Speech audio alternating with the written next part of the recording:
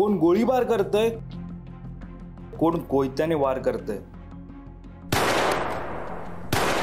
महाराष्ट्रात सर्रास होत आहेत गँगवॉर। गेल्या काही महिन्यांपासून राज्यात सर्रास गँगवॉर केला जातोय। कोणावर गोळीबार केला जातोय तर कोणावर कोयत्याने वार केले जात आहेत, तर कोणाला न कळतच मारलं जातंय।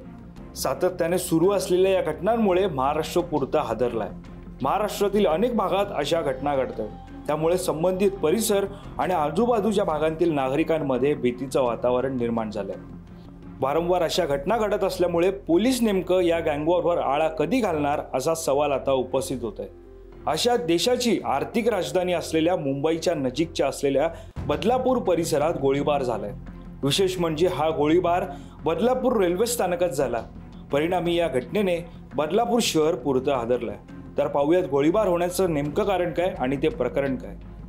मागील काही दिवसांपूर्वी 2 चिमुरडींवर अत्याचार केल्याप्रकरणी आरोपीला फाशीची शिक्षा देण्यासाठी संपूर्ण बदलापूर शहर रस्त्यावर उतरलं होतं। विशेषतः रेल्वे स्थानकात उतरून रेल रोको करण्यात आला होता। त्यावेळी संपूर्ण रेल्वे स्थानकात बदलापूरकरांचा आक्रोश पाहायला मिळाला। मात्र या घटनेतून बदलापूरकर सावरत नाही तोवर गोळीबाराचा प्रकार बदलापुरात घडला। बदलापूर रेल्वे स्थानकात पैशावरून झालेल्या वादामुळे गोळीबार झालाय। आता पाहूयात हा गोळीबार कोणी केला।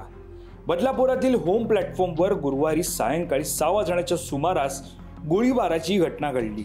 एका व्यक्तीने दोघांवर गोळीबार केल्याची प्राथमिक माहिती पोलीस तपासात समोर आली आहे। गोळीबारानंतर एका पांढरा शर्ट घातलेल्या तरुणाने घटनास्थळावरून पळ काढला।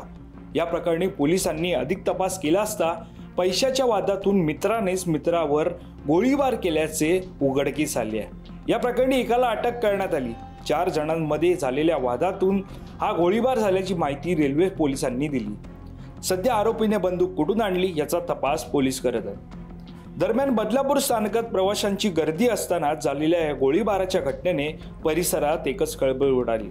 परिणामी वारंवार घडणाऱ्या अशा घटनांमुळे नागरिकांमध्ये भीतीचं वातावरण निर्माण झालं असून राज्यात सुरू असलेला गँगवॉर कोण थांबवणार असा सवाल आता उपस्थित केला जातोय।